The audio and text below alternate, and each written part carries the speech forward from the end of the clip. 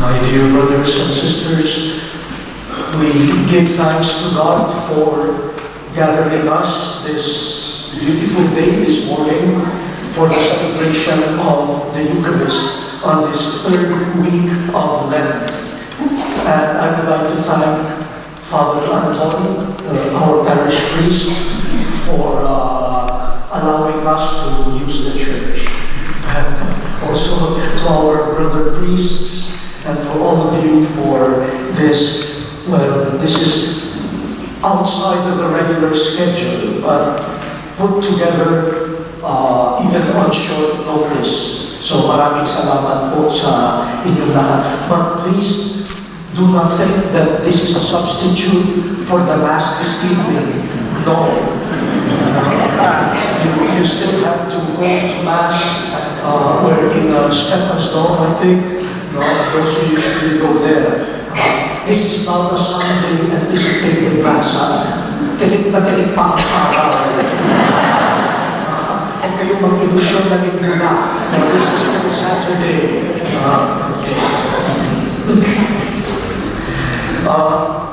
This is the third week of Lent, and in a few days we will already celebrate the Holy Week. And during these remaining days, we hopefully could prepare ourselves more and more to journey with Jesus as He goes to face His cross, His death, as a completion of His mission. It is not easy to go with Jesus to Calvary. Even His disciples promised, especially Peter, I will go with you. But they left Him alone. I think just like all of us, if you are going to a party, many people would want to join you. If you're going shopping, everyone wants to go with you. If you are going to have some fun, good time, your problem will be how to limit the number of people going with you. But when you are going to be crucified,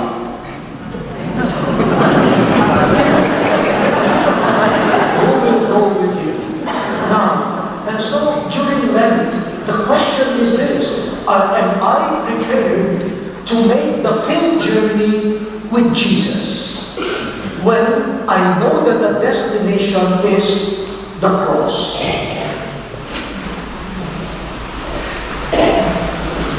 Our readings for today lead us to one such preparation. How can we walk with Jesus? And how can we prepare ourselves to carry our cross and to share in His cross, which is the cross of love? The Gospel reminds us of the danger of what we call believing in one's self-righteousness. Believing that I am okay, I am all right with God. I have no problems at all. Now, usually, according to Jesus, that self-righteousness comes with looking down on others. I look at myself in a good light, and then I look at others in a bad light. I put myself up, and I put others down. Laging magkasama yun eh. Kapag ang tingin ko sa sarili ko, ako ay laging tama sa mata ng Diyos. Ang tingin ko na sa iba, sila naman ang laging mali. And Jesus says, that is not what pleases God. Self-righteousness. I make myself right. I declare myself as right. I make things right for myself and in my relationship with God. And he gives a parable. Two persons. One is the Pharisee. The Pharisee is, trained in religion. So a Pharisee is supposed to be one of the experts in religious matters. And the other person is a tax collector, a symbol of public sinners, those whom people consider as dirty. You don't want to deal with them. You don't want to eat with them because you might be contaminated by their sinfulness and their dirt. So Jesus presents a story of these two persons going to the temple to pray. So relationship with God. The Pharisee, how did the Pharisee pray? He thanks God. Thank you, God, I am special.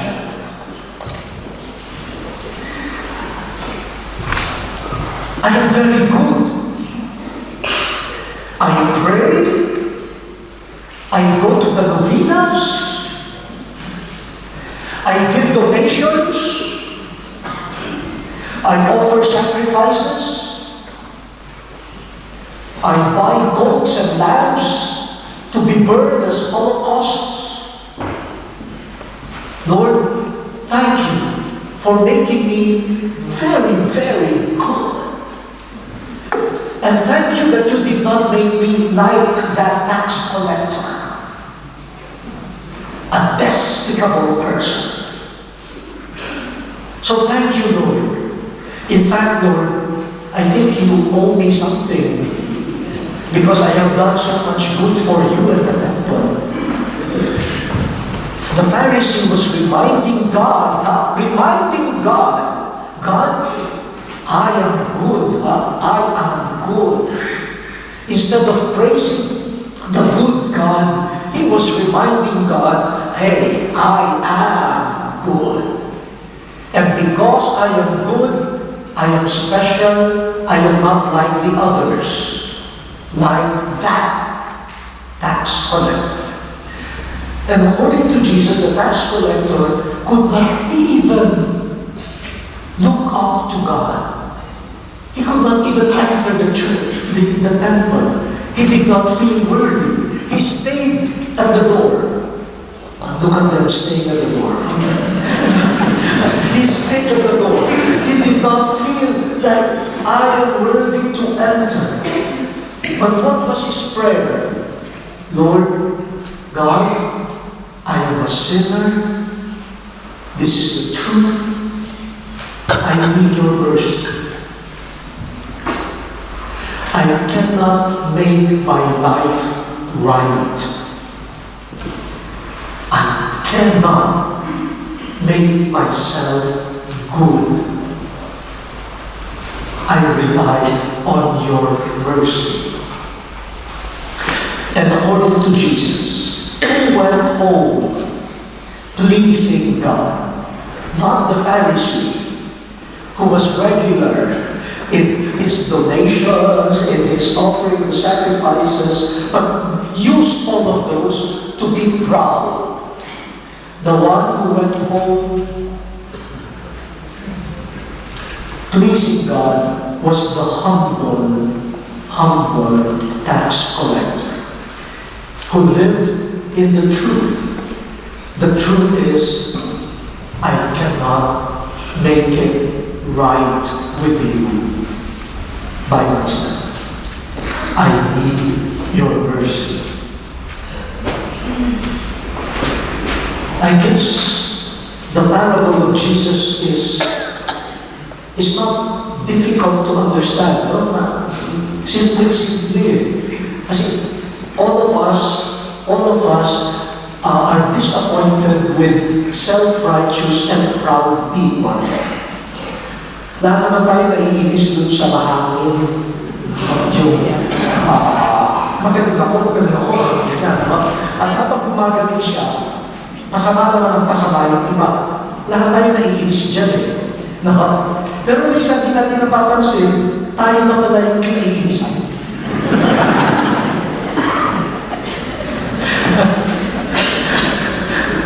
So, this is a warning to those who consider themselves really close to God already, and already close, very close to the temple or to the church. Maybe those who feel I am not worthy to face God, maybe they are the ones, because of their humility, they are the ones who really please God. So, we are being reminded of something very basic. What pleases God? A humble, contrite heart. We cannot impress God with all of these things that we have done. How can we impress Him? He has done greater things. Magyayabang tayo sa Diyos, Lord, kung wala ako, hindi mapapagawa yung upuan na yan. Sabihin ng Diyos, may ako gumawa ng kahoy na yata. Huwag mo akong paandaran na kanapangan mo. Lord, kung hindi dahil sa donation ko, hindi makakabili ang sila Father Kelly ng mga magagandang vestments. Hindi, Lord, ako ang gumawa ng mga halaman kung saan kinuha yung mga sinulid na yan.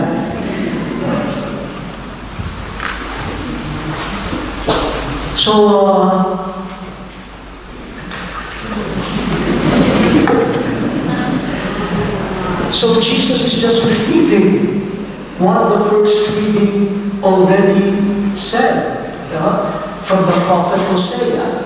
So that means, from the time of the prophet Hosea up to the time of Jesus, human beings have not changed.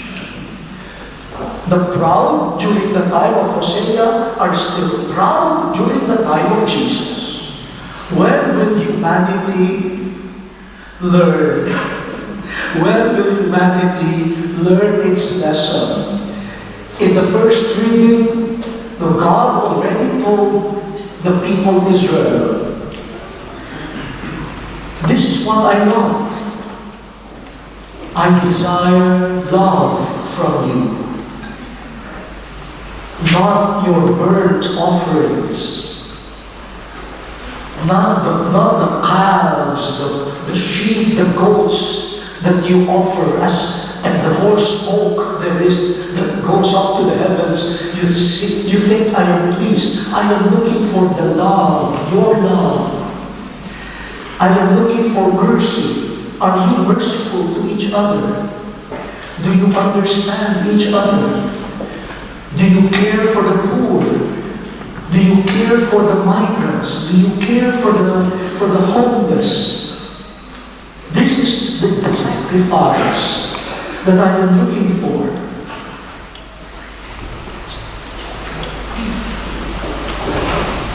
The prophets already said that, but people did not listen. Or maybe they heard, but did not take it to heart. Madali naman marinig eh. Ngayon naman nagsasalita ako, nakikita ko yung mga ugol.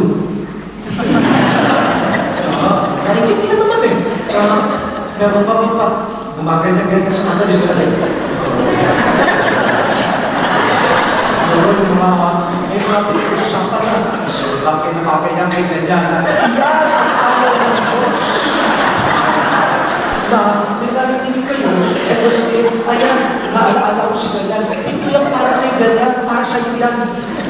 Baka ikaw yung pariseyo na nagsasabi sa Diyos, ay, tama ka Lord. Sana nandito si yung kumari ko pa. Ikaw ang dapat makinig. Kasi ikaw pa rin na nag-chismis sa harapan ng Diyos. Kala mo kahit maliit ang mata ko, nakikita ko lang.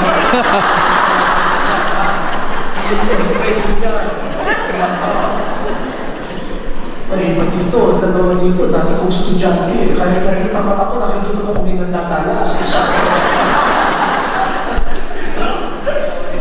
Ay, naku po, ha? And that is what disappoints God. Sabi ng Diyos, what can I do with you, Ephraim?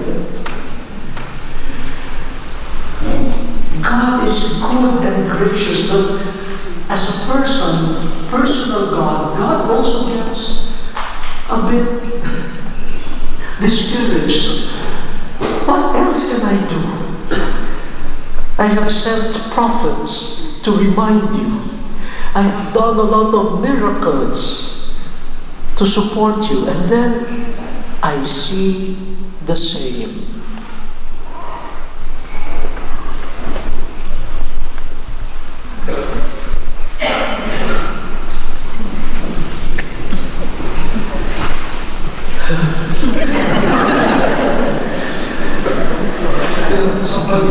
Somebody asked me before Christmas, Your Eminence, of course you will get tired because of the simbang gabi, yes, I was losing my voice already before Christmas, and I said, oh, you must be very tired. But then the person said, but maybe what is more tiring for you is every year you have all of these beautiful readings and beautiful reminders, but after Christmas, back to the old ways. Yung chismosa pa rin. Yung kritiko pa rin. Na, ilang Pasko na ang dumaan, ilang Kwaresma, ilang fiesta na, ilang santo pa ang fiesta, tapos, minsan na yung fiesta pa doon, nag-aaway-away. Kung kailang fiesta. And I hear God saying, what will I do with you? Do you think your procession pleased me? Do you think that big banquet pleased me? I am looking for love. I am looking for mercy. I am looking for humility. And without that, you did not please me. God is not saying, stop the prayer. He does not say, stop the sacrifices. He does not say, stop going to the temple. He is saying, do all of those things with the right attitude, humility, need for God's mercy, compassion. Then God will accept our sacrifice. And if I have nothing to offer, you still have something. Your heart. Your humble, contrite heart. I may not have an envelope, I may not have something to contribute, but you have your heart telling God, I need you. Then you have pleased God.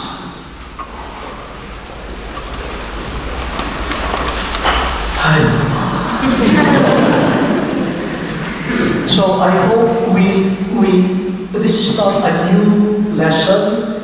We hear it every year. And every year we nod our head. And every year, after nodding our head, we go out and say, hindi na. Balik na naman sa dati. Yeah. So let us start living it out. Now, let us resist the temptation to be proud, self-righteous, and condemning others. And let us start now. Start in the family. I noticed this, I noticed this among husbands and wives. If the son or daughter will graduate with honors, and the son or daughter goes up to the stage to receive the award, either the father or the mother will say, "Oh, my child, my child." Ang anak ko, hindi yung anak namin, anak ko. When it is something glorious, mine, anak ko yan, anak ko. But when the school administration sends a letter, your son or daughter is causing problems in the school, can you please come here? You give the letter to your wife or husband and say, "Oh, yung anak mo." Your son, your daughter is causing problems. Now you face it. How come? When it is something good, mine. And when it is something bad, yours. And then you start blaming. It starts in the family. This pride, this self-righteousness. Everything good is due to me. Everything wrong is due to me. And the children are torn apart. They're the ones who suffer.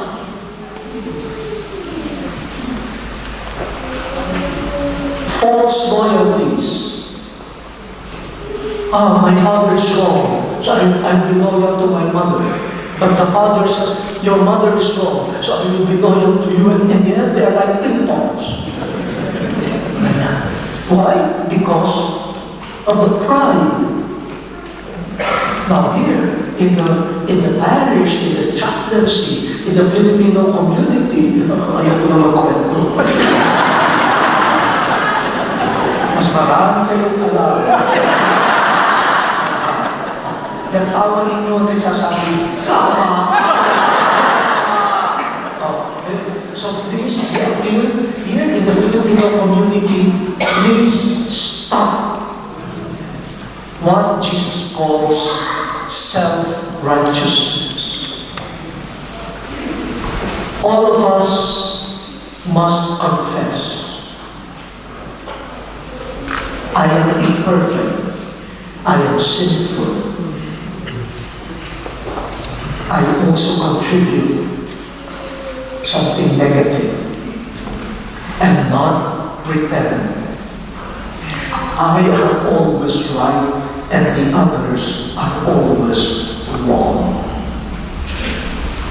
Then God says, what will I do with you?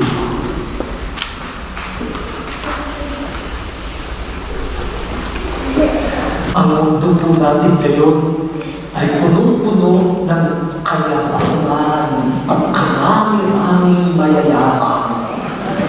At nakalulungkot, pati sa mga matataas na posisyon, ako po, lahat sila ang tama at laging mali ang iba. Sana sumigpa sila ngayon. At makinig. Kasi sa tunay na buhay, walang ganoon. Wala. Pati kami mga pare, hindi namin pwede sabihin, lagi kami tama. Meron din kami pagkukulang. At nasa ganyang kapakumbabaan, yung anak nga ng Diyos na walang kasalanan, pinasan niya ang kasalanan ng iba. Eh tayo na makasalanan, pinapasa natin sa iba. Now, we want to journey with Jesus. Well, let us carry our own crosses with humility and with the desire. Have mercy on me, Lord. Only you can make me right. Only you can straighten the paths, the crooked paths of my life. I have nothing to boast. I only boast of my weakness, because when I am weak, I need you, and with you, I become strong. Let us pause and ponder this and ask the Lord to give us this much needed blessing and grace, not only for the Lenten season, but our daily living.